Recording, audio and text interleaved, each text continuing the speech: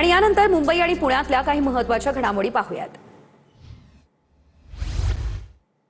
15 तलावांच्या पुनरुज्जीवनासाठी बीएमसीची मोहीम। बृहन्मुंबई महानगरपालिका राष्ट्रीय तलाव संवर्धन कार्यक्रमाअंतर्गत शहरातील सुमारे 15 तलावांचं संवर्धन आणि पुनरुज्जीवन करणार। लवकरच सल्लागार नेमून तलावांचा सर्वे, पाण्याची गुणवत्ता, सांडपाण्याच्या स्रोतांचा अभ्यास केला जाईल।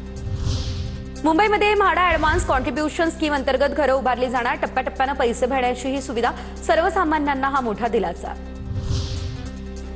वरळीमध्ये लक्ष्मीनारायण मंदिराला पालिकेची नोटीस। मंदिर 15 दिवसांमध्ये रिकामे करण्याचे पालिकेचे आदेश। मंदिर स्थलांतरित न केल्यास पालिका बांधकाम पाडण्याची शक्यता। मात्र लक्ष्मीनारायण मंदिर पाडण्यास स्थानिकांचा विरोध।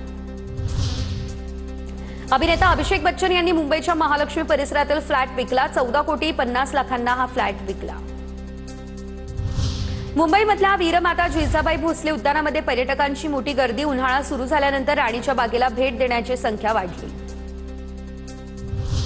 डोंबिवलीमध्ये सिलेंडरची गाडी हाकणाऱ्या वृद्ध व्यक्तीला विद्यार्थ्यांनी मदतीचा हात दिला।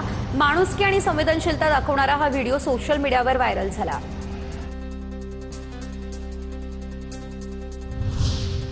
पुण्यातील शिवनेरी किल्ल्याच्या पायथ्याशी शिवनेरी मॅरेथॉनचं आयोजन। तब्बल 2,500 धावपटूंचा मॅरेथॉनमध्ये सहभाग।